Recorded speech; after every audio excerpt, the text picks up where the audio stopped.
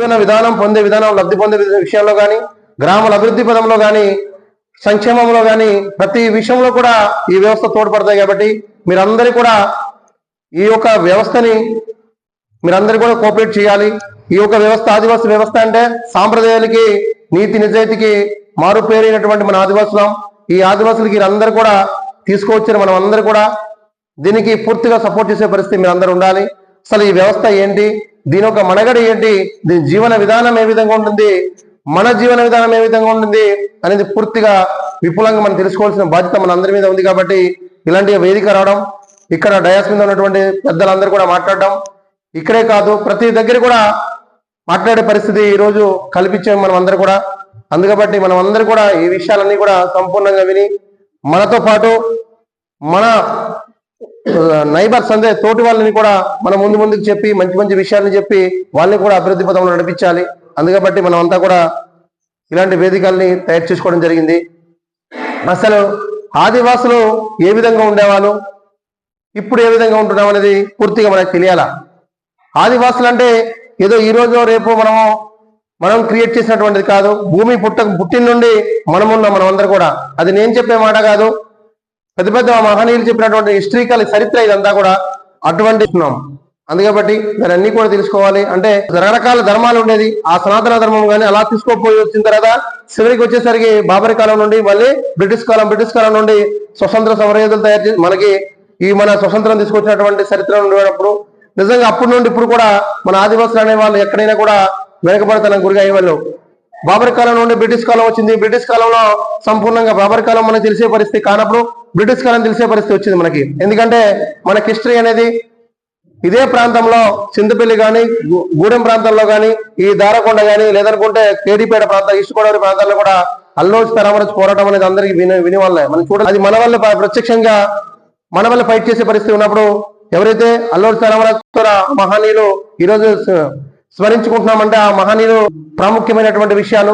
అందుకబట్టి ఆ ప్రాంతంలో మనం ఈరోజు ఉన్నాం.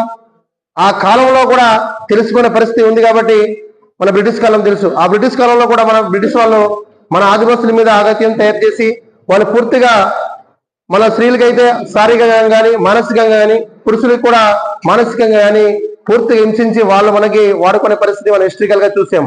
దాంతో భాగంగా అది అయిపోయిన కాలంతో మళ్ళీ మనం చూసేసరికి మనకి స్వతంత్రం వచ్చిన తర్వాత, స్వతంత్రం వచ్చి దాదాపు 70 సంవత్సరాలు అయినా కూడా మనకి ప్రభుత్వాలు వచ్చి మన పాలకులు కూడా మనకి నిజంగా ఇండియన్ కాన్స్టిట్యూషన్ భారత రాజ్యాంగంలో హక్కులు ఇచ్చినా కూడా మనకి బడ్జెట్ ఇచ్చిన డెమోక్రసీ ప్రజాస్వామ్యంలో మనం ఉన్న ఈ ఒక స్వేచ్ఛ స్వతంత్రంలో ఉన్నా కూడా మనకు సరైనటువంటి స్వేచ్ఛ స్వతంత్రం లేనటువంటి పరిస్థితుల్లో ఇప్పుడు ఉన్నాం. కారణం ఇదంతా ఏంటి అంటే ఇప్పుడు ఉన్నటువంటి పాలకులు ఎవరైతే ఉన్నారో ఆ పూర్తిగా ఎస్సీ ఎస్టీ మైనారిటీ పీపుల్స్ ఎవరైతే మనం ఉన్నామో మనకి బడుగు బలహీన వర్గాలైనటువంటి మనకు పూర్తిగా అగ్రవర్ణ కులాలన్నీ కూడా అణచివేత గురి తెస్తున్నాయి.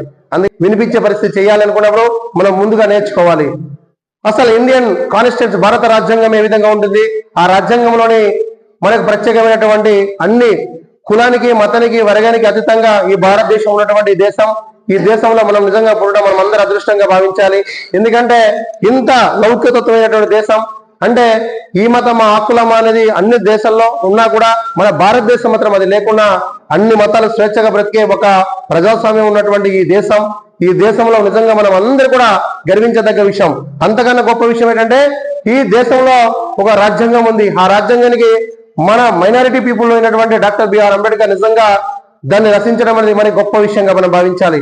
దాంతో భాగంగా అక్కడ మనకి ప్రత్యేకమైన హక్కులు, చట్టాలు మనకి కల్పించినటువంటి ఆ చరిత్ర కూడా మనలో ఉంది. నిజంగా ఈ ఎస్సీ ఎస్టీలు ఎవరైతే ఉన్నామో, బడుగు బలమైన వర్గాలు ఎవరైతే ఉన్నారో ఆ కుటుంబాన్ని కూడా భారత రాజ్యాంగంలోని 5th సెంచరీ క్లాస్ 3లో మనకి ప్రత్యేకమైనటువంటి హక్కులు కల్పించడం జరిగింది. ఆ హక్కుల్ని కల్పించి మనకి పూర్తిగా సంపూర్ణమైనటువంటి అభివృద్ధి జరిగిన తర్వాత మాత్రమే చట్టాలు ఏదైతే పార్లమెంటు కానీ, శాసనసభల్లో కానీ చట్టాలు తయారు చేసినప్పుడు పూర్తిగా ఆ చట్టాలు అనేది అభివృద్ధి చెందిన తర్వాత మాత్రమే ఆ పాలకులు ఎవరైనా కూడా చట్టాలకి సవరించడమైనా లేకపోతే రూపొందించడమైనా కూడా వాళ్ళ బాధ్యత ఉన్నప్పుడు కూడా ఆ చట్టాలని రూపొందించిన తర్వాత పూర్తిగా అభివృద్ధి చెందిన తర్వాత మాత్రమే ఆ చట్టాలని సవరించాలి. కానీ ఈరోజు చూస్తుంటే ఆ ప్రభుత్వాలన్నీ కూడా మనకి తుంగల తొక్కే పరిస్థితి చూస్తున్నాం. మనం అందరూ కూడా చట్టాలని సవరించే పరిస్థితి చూస్తున్నాం.